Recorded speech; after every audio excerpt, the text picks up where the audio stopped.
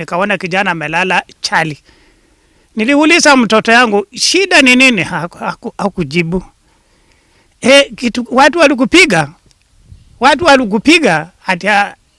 Alisema tu mbwa kwa sauti ya chini kabisa.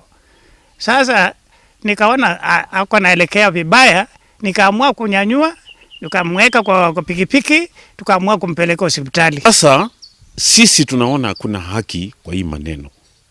Mpaka saa hii na maneno iliripotiwa, tuliandika statement